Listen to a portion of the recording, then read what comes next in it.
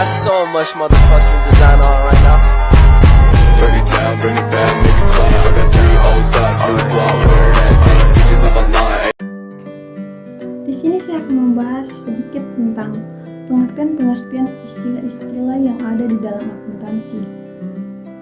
Yang pertama yang akan saya bahas adalah akuntansi. Akuntansi adalah proses melakukan pencatatan, pengklasifikasian, mengolah dan menyajikan data, serta mencatat transaksi dan melaporkan informasi yang berhubungan dengan keuangan pada suatu perusahaan. Sekarang adalah laporan keuangan. Laporan keuangan adalah salah satu dokumen perusahaan yang sangat penting yang berisi tentang catatan keuangan perusahaan, baik transaksi maupun kas.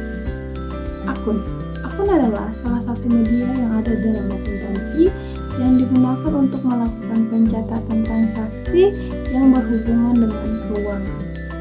Sekarang yang akan saya bahas adalah 3 perusahaan di atas. Yang pertama adalah perusahaan jasa, yang kedua adalah perusahaan dagang, dan yang ketiga adalah perusahaan manufaktur. Perusahaan jasa adalah salah satu bidang bisnis yang menjadikan layanan atau jasa sebagai produknya.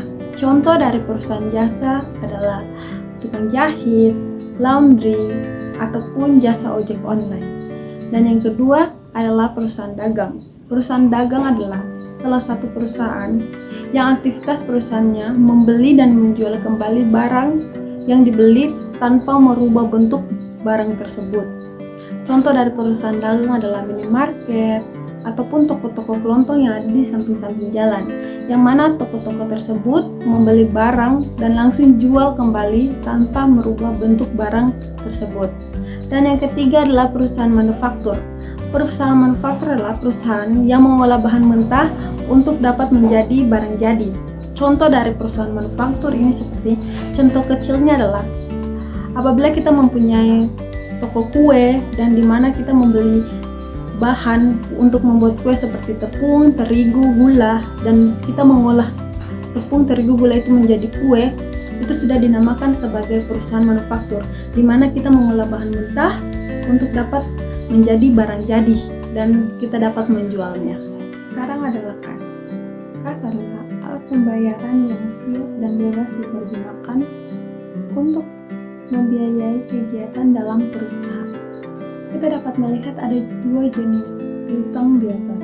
Yang pertama adalah piutang usaha, yang kedua adalah piutang dagang. Piutang usaha dan piutang dagang ini memiliki kesamaan. Sama-sama timbul karena adanya penundaan pembayaran oleh konsumen yang telah menerima barang atau jasa, dan pembayaran akan dilakukan secara kredit oleh konsumen. Sekarang kita akan membahas tentang perlengkapan dan peralatan. Perlengkapan adalah berbagai hal yang bersifat habis pakai, contohnya seperti pena, pensil, buku, dan lain sebagainya. Sedangkan peralatan ini dapat berupa tempat, barang yang masa penggunaannya bisa melebihi 1 tahun atau mempunyai masa pakai jangka panjang. Selanjutnya akan kita bahas adalah persediaan barang dagang, beban dibayar di muka, dan pendapatan diterima di muka. Persediaan barang dagang adalah barang dagang yang masih tersisa atau tidak terjual sampai akhir periode akuntansi atau dalam 1 tahun berjalan. Dan yang kedua, beban dibayar di muka. Beban dibayar di muka adalah beban yang dikeluarkan atau biaya yang dikeluarkan oleh suatu pihak tetapi belum menerima atau menggunakan jasa atau barang tersebut. Dan yang ketiga adalah pendapatan diterima di muka. Pendapatan diterima di muka adalah biaya yang dikeluarkan oleh konsumen untuk dibayarkan kepada perusahaan, tetapi konsumen belum mendapatkan atau menggunakan barang atau jasa yang sudah dibayarkan. Penyusutan dan akumulasi penyusutan. Penyusutan adalah penurunan nilai atau harga aset selama aset tersebut digunakan. Akumulasi penyusutan. Akumulasi penyusutan adalah jumlah total biaya aset yang telah dipindahkan ke beban penyusutan dari awal aset itu digunakan. Selanjutnya adalah utang usaha dan utang dagang. Utang dagang dan utang usaha ini memiliki kesamaan. Sama-sama timbul karena adanya penundaan pembayaran yang dilakukan oleh perusahaan kepada suatu pihak dan akan dilakukan pembayaran secara kredit oleh perusahaan. Sekarang adalah ekuitas. Ekuitas adalah hak yang dimiliki oleh pemilik perusahaan kepada aset-aset yang ada di dalam perusahaan, tetapi setelah dikurangi dari kewajiban-kewajiban perusahaan. Selanjutnya adalah pendapatan, penjualan, dan penerimaan.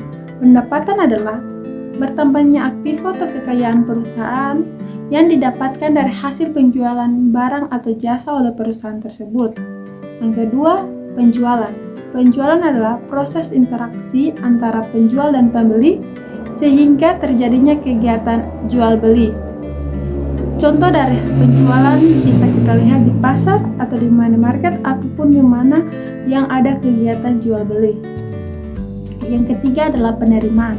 Penerimaan ini hampir sama dengan pendapatan, yang dimana didapatkan dari hasil penjualan barang atau jasa oleh perusahaan. Selanjutnya adalah retur penjualan dan potongan penjualan. Retur penjualan adalah pengembalian barang yang dilakukan oleh pembeli kepada penjual karena barang yang dikirim tidak sesuai dengan apa yang dipesan oleh pembeli atau barang yang dikirim rusak. Potongan penjualan. Potongan penjualan adalah potongan harga atau diskon yang diberikan oleh perusahaan atau penjual kepada konsumen. Selanjutnya adalah pembelian, retur pembelian, dan potongan pembelian. Pembelian adalah upaya yang dilakukan oleh sebuah perusahaan untuk pengadaan barang atau jasa yang diperlukan oleh perusahaan tersebut. Retur pembelian. Retur pembelian ini hampir sama dengan retur penjualan, yang dimana pembeli mengembalikan barang yang sudah dipesan karena barang tersebut tidak sesuai atau barang tersebut rusak. Potongan pembelian. Potongan pembelian juga hampir sama dengan potongan penjualan karena sama-sama diberikan diskon atau potongan oleh penjual karena banyak alasan. Salah satu alasannya mungkin pembeli membeli barang dalam jumlah yang sangat besar atau banyak. Harga pokok penjualan. Harga pokok penjualan adalah biaya yang dikeluarkan oleh penjual atau perusahaan untuk dapat memproduksi barang atau jasa yang ingin dijual oleh perusahaan tersebut. Dan yang terakhir akan saya bahas adalah laba dan rugi. Laba adalah pendapatan yang didapatkan melebihi dari biaya atau modal yang dikeluarkan untuk perusahaan memproduksi barang atau jasa. Sedangkan rugi kebalikan dari laba. Rugi adalah pendapatan yang didapatkan kurang dari biaya atau modal yang dikeluarkan untuk memproduksi suatu barang atau jasa.